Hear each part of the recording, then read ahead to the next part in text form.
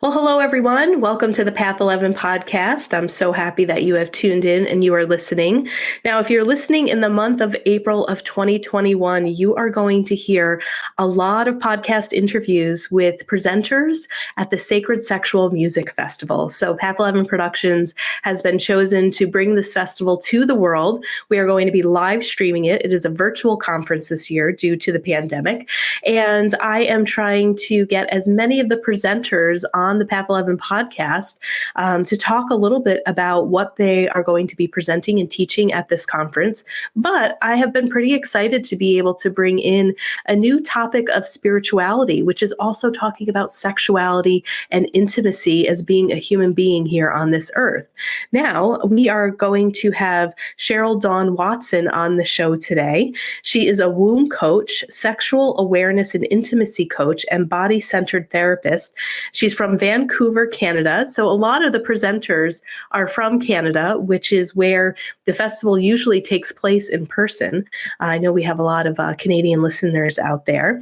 So Sheryl-Dawn also offers online and in-person sessions, and she draws from a diverse background of body-centered therapies, shamanic medicine, which we've talked a lot about shamanism on this show before, teaching at 2 colleges, and most recently from her wisdom in co-facilitating a womb coaching certification program. So I have no idea what that is. So I'm really excited.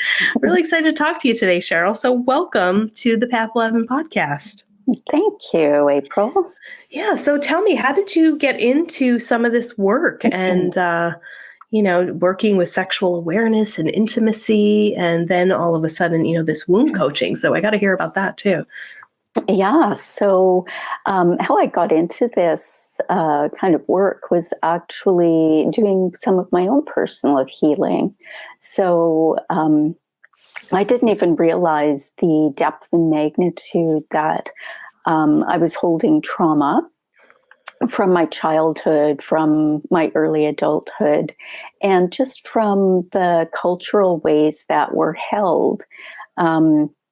And told who we're supposed to be and how we're supposed to be as women. So that's where my journey really started. And my career was working in massage. So I had a massage practice, a traditional practice for I guess it's 25 years now, and it started weaving together. So I started doing more and more pelvic health work, and what came forward within doing all of that work was how blocked my patients were with their sexual energy, with vitality, and I started drawing the links between what was going on in their physical symptoms and the big grocery list of issues they were coming in with, and merging that with what was going on with sexual health as well, and wellness and overall vitality. So that's kind of where I got started. So and what I do now is I merge my clinical knowledge and awareness with complementary medicine, with some of the erotic arts as well. So, yeah. Interesting. So we also had another presenter on, and he was a massage therapist as well, who's presenting at the conference, Gian Amin, I believe, if I'm pronouncing his name right. Mm-hmm. And he also talked a little bit with our audience about massaging the pelvic area as well. So I always think it's good to get 2 different practitioners' ideas about that. And, why do we hold so much energy there? And why is it important for that area to actually be massaged and be paid attention to in order for us to have more vitality? So if we think about our pelvis, it's a place of grounding. It's our root. It's where we hold the true essence of who we actually are. If we think about sexuality, because our sexuality is the greatest expression of the essence of who we actually are. And our root and our orgasmic potential is housed in this part of our body. And it's also like for people with wombs, it's also a place where we transform energy and we hold energy. So that is a place where we really need to do some good clearing of the tissues on a physical level, but also energetic and spiritually. So that's what I've been sort of overlaying with my massage background.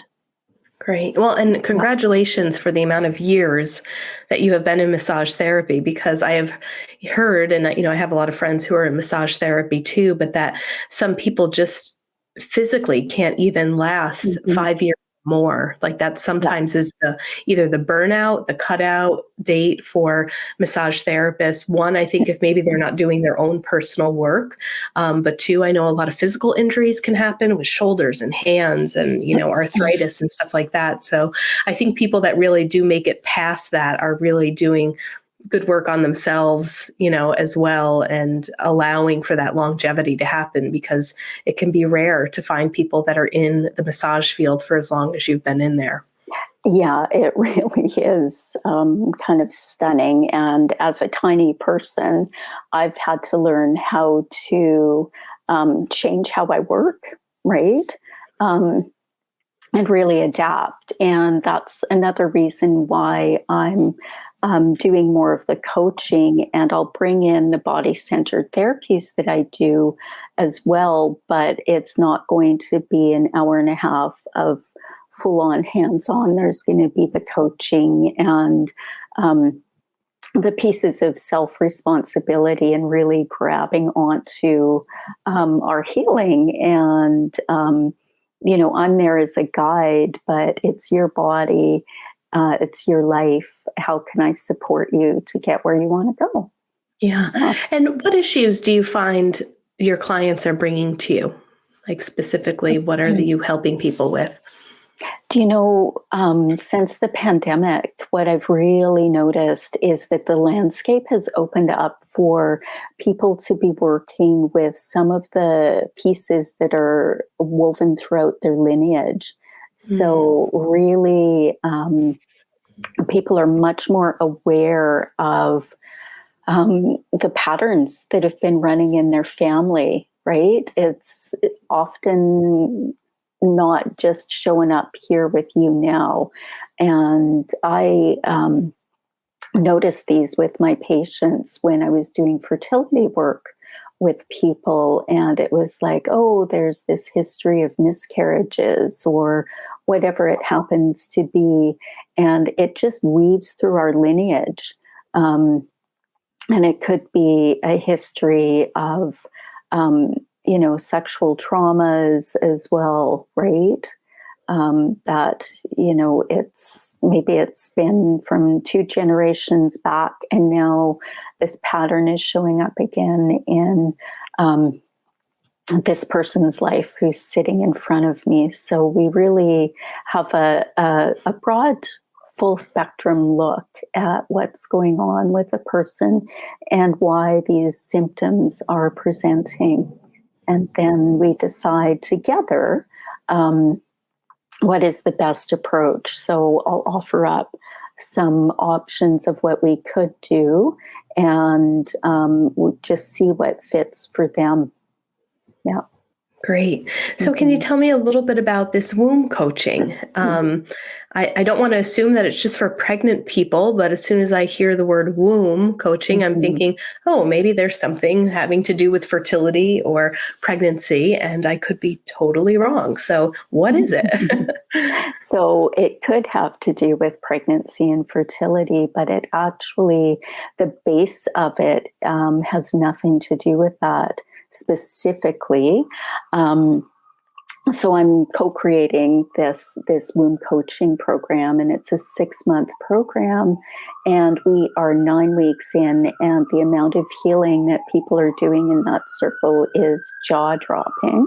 So that's the first thing. And what it is really one of the first things we do is we get people connected to that part of their body. So it's shocking how many of us don't want to drop our energy down into that part of our body because of whatever our personal reasons are, and we're not used to working from there. We tend to use our head a lot, but our head is really, really busy. Lots of thoughts, lots of inner dialogue, lots of bouncing things back and forth. We can bring the energy to our heart, which is really beautiful, but sometimes that gets overly emotional, and I'm really familiar with that personally. But when we drop the energy down even further into our womb space, that's where we get the crisp, clean, clear answers. And it brings us into our presence, which is also part of what I'm going to be talking about at the Sacred Sexual Music Festival. So really dropping our energy down and getting connected to what is our actual truth about a specific issue. Our bodies have the answers for us, and we really need to start listening to that and getting grounded and embodied. So there's a grounding part, but there's also like really taking up all of the space in our physicality. That's another layer of presence. So if we begin to drop into that space and things begin to heal for us, how do people move into the world differently after going through your program? So yeah, I mean that list is long and varied as well, but with more power, more confidence, right? When we know our truth, then we know how to create the appropriate limits or the appropriate boundaries, and we know what we want. We can focus our energy going in that direction. It's also oftentimes a matter of clearing up some of the physical issues that are going on in our bodies. So with the menstrual cycle, with pain, with heavy bleeding, with fertility issues, endometriosis. Yeah.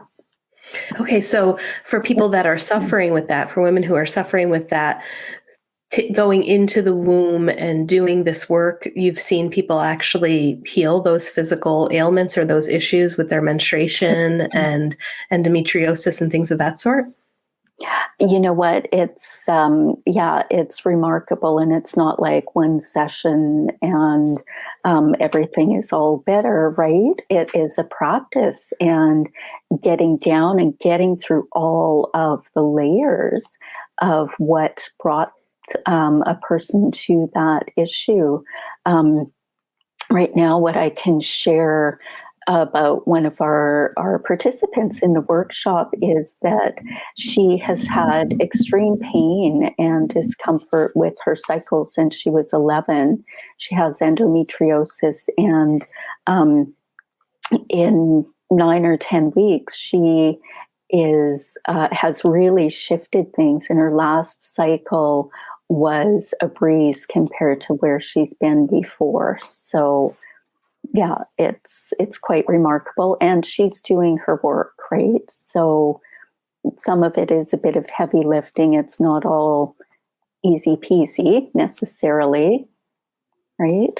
Right. So can you go a little more in depth? Because it's a little vague, but like I'm curious to know, like, what is some of that work? Like, is she clearing out some of the stuff within her generations? Or do you see with people that are working on these issues that there is maybe sexual trauma, and that there's maybe emotion that's trapped there and they're able to release that? Like, what are some more specifics, just so our listeners can maybe identify within themselves, like, yeah, okay, well, I've had these issues with my menstruation for a long time, or I do have this, and oh yeah, that sounds like me. Maybe I should do this womb coaching thing. Thank you, April. When I'm in the middle of what I do, I don't really stop Yeah. to think about that. So that's really helpful.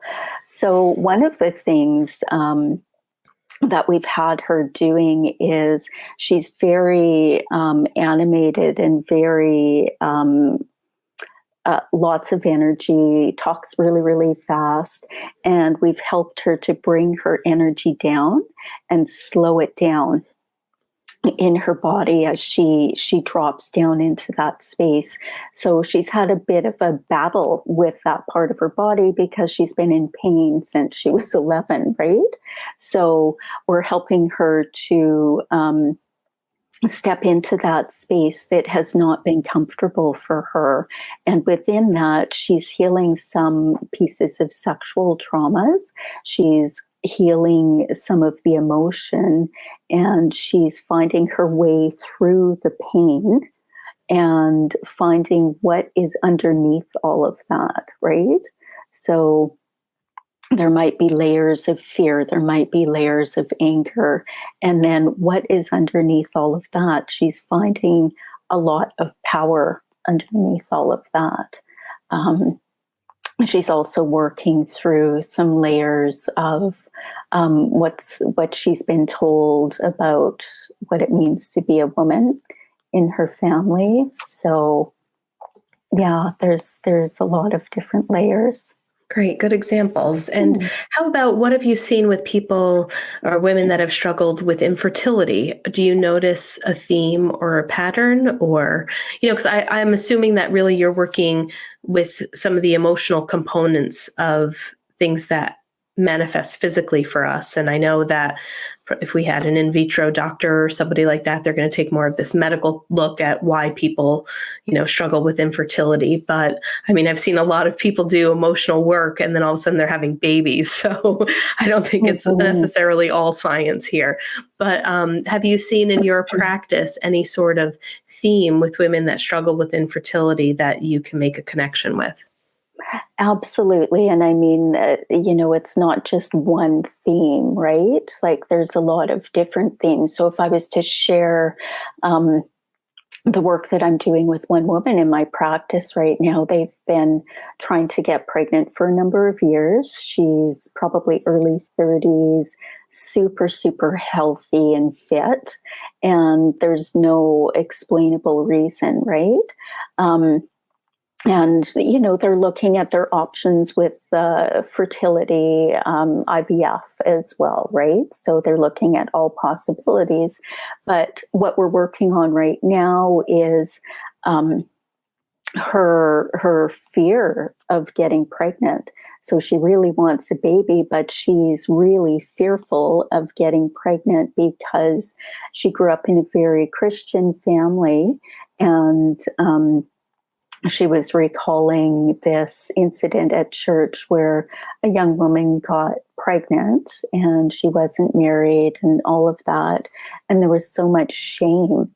And she didn't realize how she's holding that energy, and even just getting her to let her belly out into her hands has been a bit of a back and forth kind of a movement for her, just allowing herself to take up that space and to work through the layers of the programming of shame around pregnancy. So we're not at the end of that story yet, but that is one of the big barriers. And we've done a lot of the physical work, like realigning her uterus in her body, and she was still not getting pregnant. And I think that when she shared that piece, I feel like that is probably a kingpin to what is actually underneath the bigger block. Wow. And Yeah. isn't that fascinating where that wasn't even necessarily something that was said to her, but was observed Mhm. in her church when she was younger, and how that can make an imprint? I mean, that's what we talk about when I've had guests on about the programming that happens in our unconscious mind, in the subconscious, and how that really, all of those imprints are very strong, up to 8, 10, 11, 12 years old. And we may not even know that witnessing something like that and hearing a story, and it had nothing to do with us, but you can carry that with you for so many years. Absolutely. And I mean, this is cultural, and we don't even know the ways that we're held and constrained. Like, Right. we don't even know. And I think one of the really rich ways to learn a little bit of that is to go and live in a different culture. And it's like, why do I do what I do? Right? Why do I think like that? Right. Um, Yeah. mhm. So tell us a little bit about what you're going to be presenting, presence and pleasure, right? That's Yeah. the topic of your talk at the Sacred Sexual Music Festival. So give us a little taste of what people are going to learn in your presentation. Yeah, so what we're going to talk about is what presence actually is and what does it mean to really embody that presence. So what is presence with our mind? What's presence with our heart? What's presence with our body and our spirit? And we'll be doing a little exercise to help people ground into what that looks like. And then we're going to talk about what is pleasure, because that is a very large spectrum as well. So, what is it on the inside? What does it look like externally? And what is pleasure within our body, within our heart, within our mind, and within our sexuality? Like, what does that actually look like?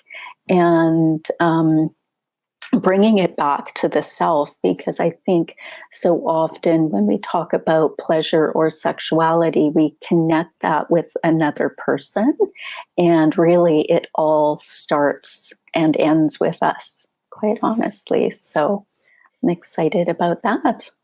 Excellent. And if people would like to work with you, how do they find you? Do you have a website? And it sounds like you are doing some things virtually, with the pandemic. Mhm. So you're not just have to work with people where you live in person. But yeah, let my listeners know how they can find you. Yeah, so it's Sheryl-Dawn.com, and that's Cheryl with an S, HERYL dash Dawn, DAWN.com. And that's where my website is. There's more information and a booking button if you decide to book. Wonderful. So Yeah. we still have tickets on sale for the Sacred Sexual Music Festival. We're doing our best to give our audience just a gentle taste of each presenter, or as many presenters as we can get on the show before April 16th. The virtual conference runs April 16th, 17th, and 18th, and tickets are on sale at a discounted price until the 16th. So if you wait till the last minute and decide that you're going to hop on the conference, either the 16th, 17th, or 18th, you will pay a little bit of a higher price. So there is a sale going on right now. So head on over to sacredsexualmusicfestival.com, purchase your ticket, and join us for these beautiful 3 days of just a whole lot of fun. So I'm excited to be there. I'll look forward to sitting in on your workshop as well. And it was lovely to speak with you and to meet with you. Thank you, April. It was a pleasure being here with you.